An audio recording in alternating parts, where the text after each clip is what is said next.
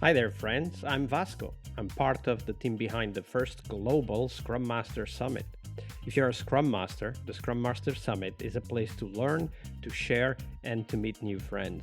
We will have lots of live sessions where you can meet and network with other Scrum Masters from all over the globe. So make sure you check it at bit.ly/SM Summit and the numeral 21. That's bit.ly/SMSUMMIT21.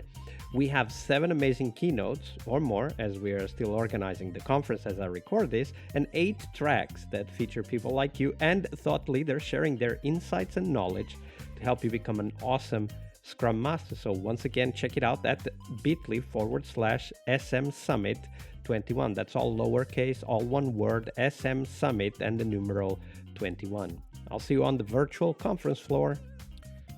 All right, now on to the show. Hello, everybody. Welcome to our Team Tuesday this week with Nagesh Sharma. Hi, Nagesh. Welcome back. Thank you so much. I'm glad I'm here again, Vasco. Absolutely. Nagesh, on Team Tuesday, of course, we talk about teams, but as usual, let's start first with what might have been the most influential book for you in your career as a Scrum Master. Wow. What could have been a better question than this, Vasco? One of the best books which I have been through in my earlier days as a Scrum Master has been The Five Dysfunctions of a Team by Patrick Lencioni. And this book has a great impact on me, on my team as a Scrum Master. So I guess the Five Dysfunctions of a Team is a book that has been mentioned here before, but why was that book so influential for you? What are some of the things that you remember about that book that you still apply in your work as a Scrum Master? Thanks for asking the question, Vasco. Few of the aspects of that book is that which I consider and why I recommend people is those five dysfunctions are also seen as, for example, the assets of a collaborative team. For example, absence of trust is a dysfunction, but an asset is the trust based on vulnerability.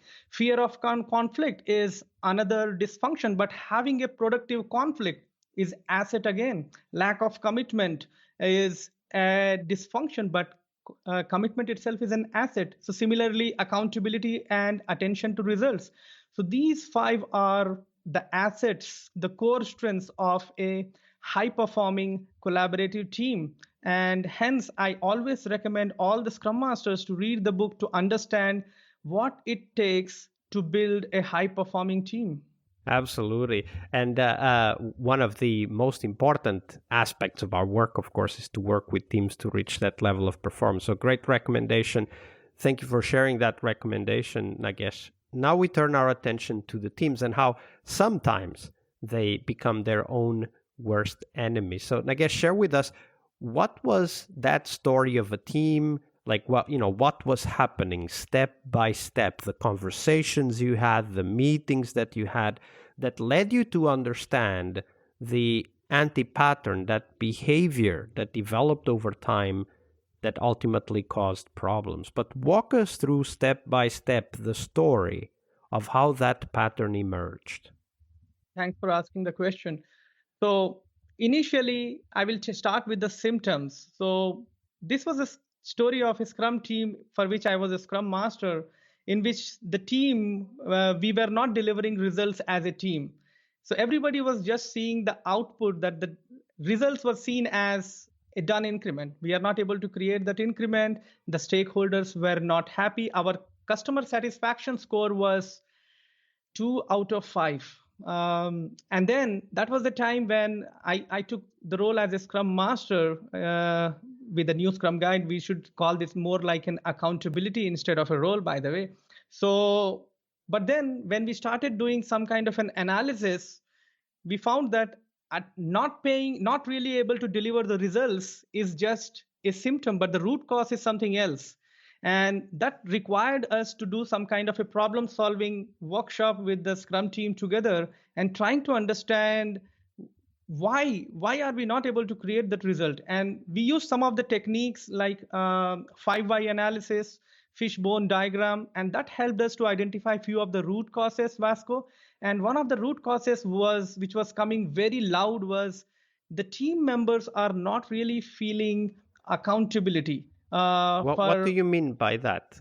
So that means that people were very much feeling responsible suboptimally, which means if I have a developer with development skills, I have a developer with the testing skills, they were just responsible for finishing their tasks.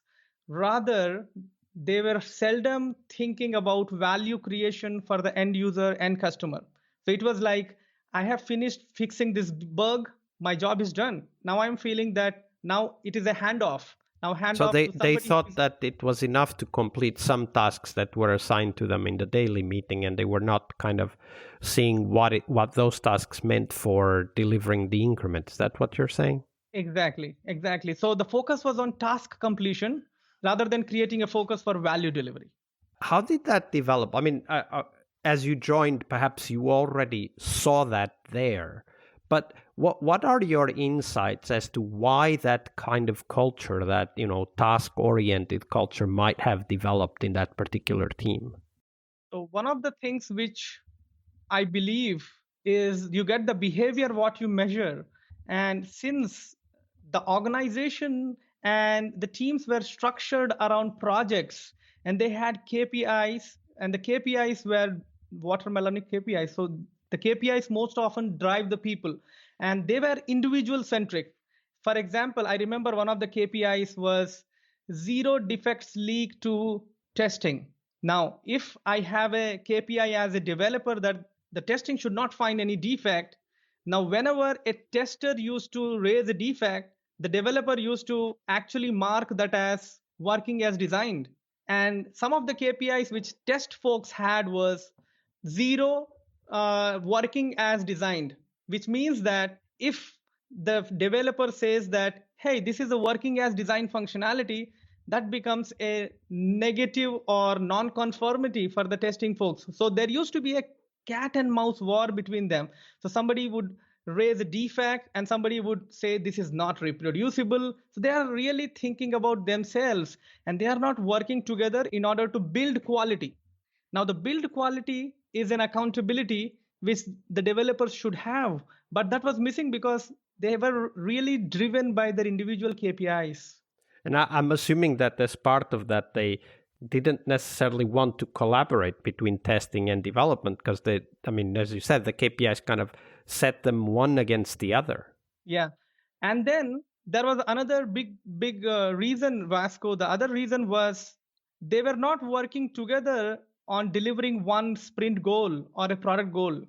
So, because the focus was more on completion of the scope of work, task completion, the team was missing why do we exist? We exist in order to deliver what? And it was a bunch of work. And since we are not working together as a team, as you said, we are not collaboratively working together on a common mission, we are more focused on completing our work only task. And that was the reason why we were lacking accountability. And as Scrum Masters, of course, I'm sure we will find this kind of situations in our career. So share with us, Nagesh, from that story and, of course, from what you've learned since then, what would you have liked to have done differently at that time? What are some of the tips, the concrete actions that we can take as Scrum Masters to overcome that dysfunction? Thank you for asking the question. And some of the things which I learned in that being there, done that, was giving people the purpose, giving people the why. Why do we have this team? Why do we have this sprint? Giving them a meaning so that they associate their work with that meaning. And one of the examples of that meaning is having solid sprint goals. As a scrum master, coaching the scrum team so that we come up with solid sprint goals which are specific and measurable. That is one of the great starting points, because having that helped us in the past by gaining more flexibility and negotiability during the sprint in order to deliver functionality to the user. That was definitely something I always tell all the Scrum Masters, to start with having solid sprint goals. That was one thing. The second thing which I really love is establish the transparency. Now, having a transparent culture inside the company is extremely important. And how we established transparency was leveraging daily Scrum. Now, daily Scrum is an opportunity where developers can assess the progress towards the sprint goal and create a plan for the next 24 hours. Now, that plan has to be transparent, that has to reflect into the sprint backlog. Now, that was the second thing which I've learned, that many times the Scrum team and the developers, they are working on items which are not reflecting in their sprint backlog, and when they are not reflecting, it's not transparent anymore. So that was the second thing. I learned that whatever work we are doing in the sprint, make sure that is transparent. And then the third thing was, having this transparency provides us an opportunity to inspect and adapt. How can we really learn quickly, validate our assumptions with the touch points like daily Scrum and sprint review and sprint retrospective? Many times it happened with us that whenever we were finishing any PBI, we were never waiting for the sprint review to happen. We were always creating some small videos, some demonstrations, and making sure that it is available to our stakeholders for review. An example of that was like in sprint reviews, so that we are not waiting till the last possible moment for collecting feedback. So that also really helped us, Vasco. Yeah, which of course helps us adjust and react to that feedback still within the sprint, which is great because it helps the planning for the next sprint. That was a great story. Thank you for sharing that, Nagesh. Thank you so much, Vasco. Tuesday is Team Day here on the Scrum Master Toolbox podcast. But tomorrow we talk about something that goes beyond the work we do with the teams.